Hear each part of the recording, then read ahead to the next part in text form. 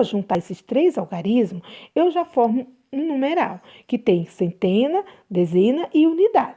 469, já pode ser o primeiro algarismo, certo?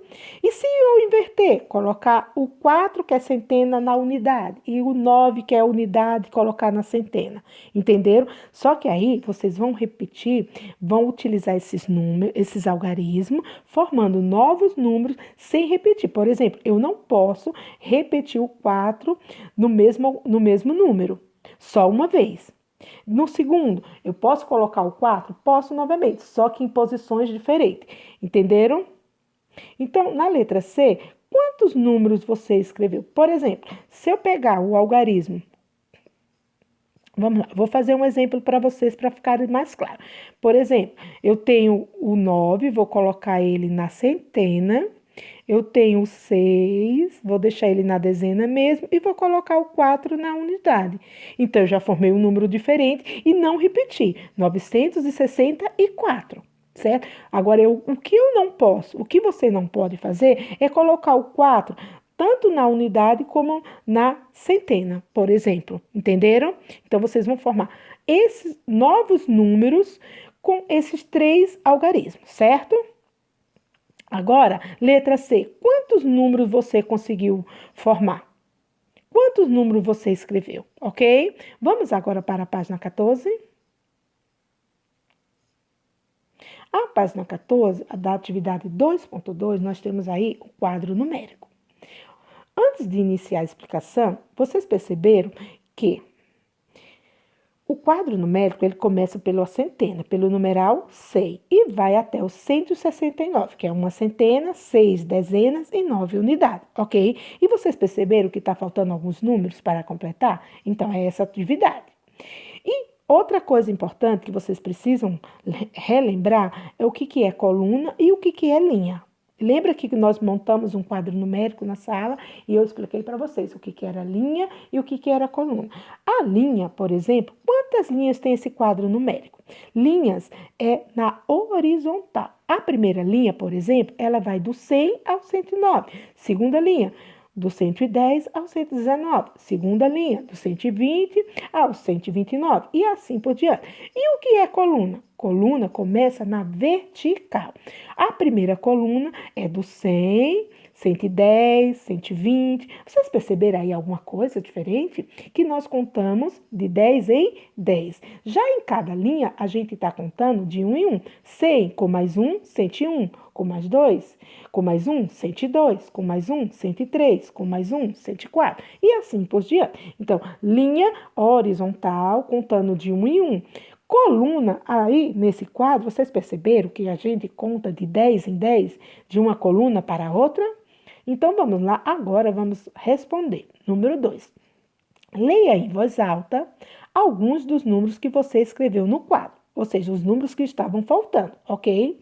Agora responda. O que há em comum nas escritas dos números da segunda linha? Segunda linha, lembrando, horizontal, começando do 110 até o 119.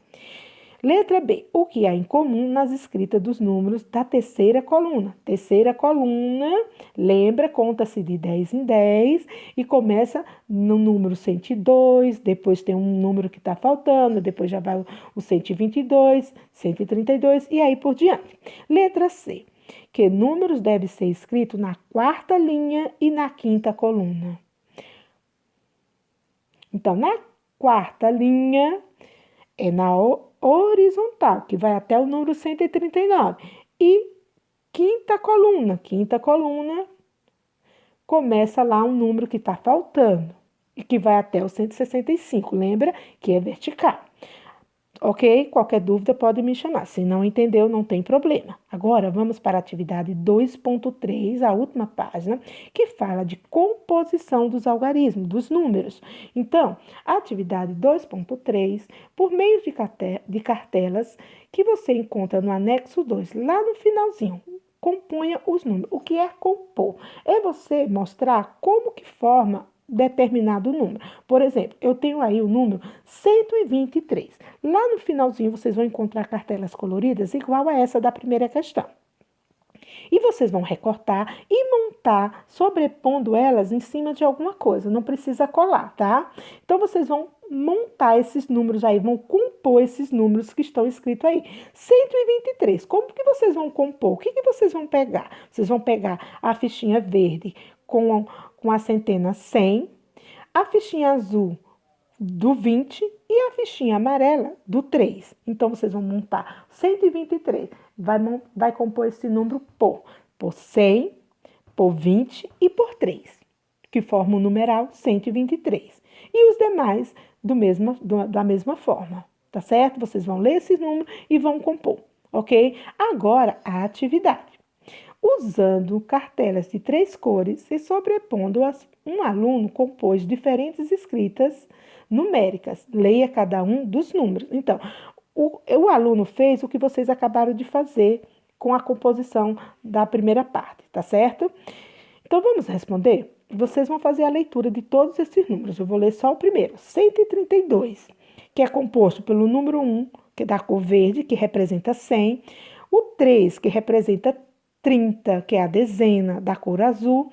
E o 2, que são unidade, que é representado pela cor amarela, 132. Então, é formado por 100, por 30 e por 2.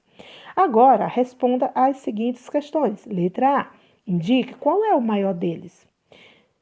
B. Indique qual é o menor deles. C. Escreva esses números em ordem decrescente. Vocês lembram o que é ordem crescente e decrescente?